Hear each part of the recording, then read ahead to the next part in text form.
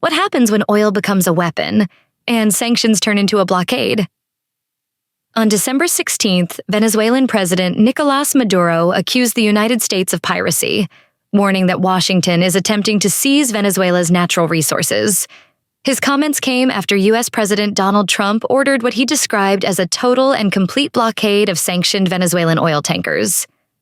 This move, according to Caracas, marks a dangerous escalation, one that could reshape the geopolitical balance in Latin America. Speaking in Caracas, President Maduro condemned the U.S. decision, framing it not as law enforcement, but as outright economic warfare.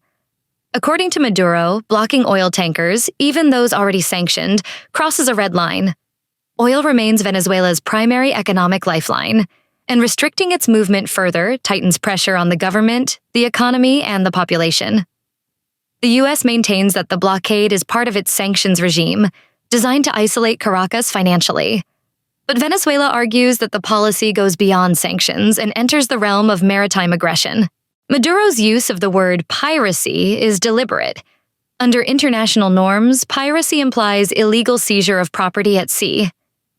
By invoking this term, Caracas is signaling that it views the blockade as a violation of international law, and not simply a bilateral dispute. This framing also serves a political purpose.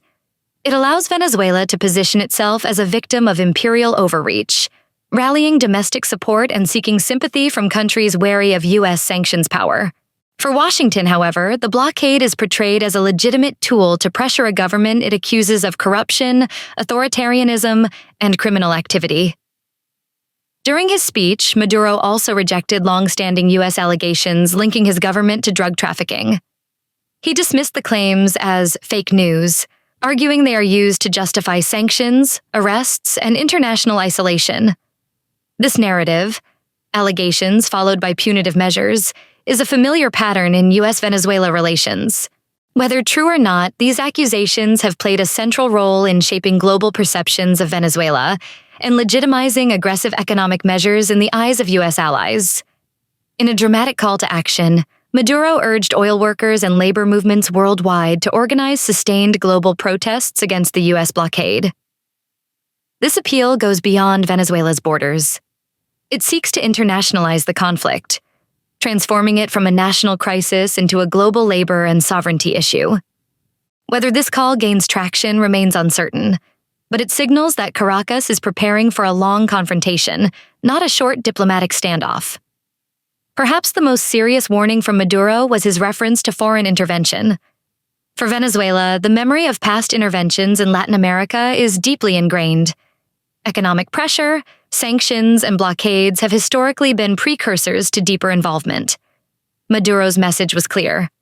Venezuela will not surrender under pressure, and any escalation could carry unpredictable consequences for regional stability. The blockade of oil tankers may seem technical, but its implications are profound. Is this a lawful extension of sanctions? Or is it, as Caracas claims, a dangerous act of economic piracy? What's certain is that Venezuela's oil remains at the heart of a geopolitical struggle, one that blends economics, ideology, and power projection. As tensions rise, the world is watching closely. Because when energy routes are blocked, the consequences rarely stay at sea.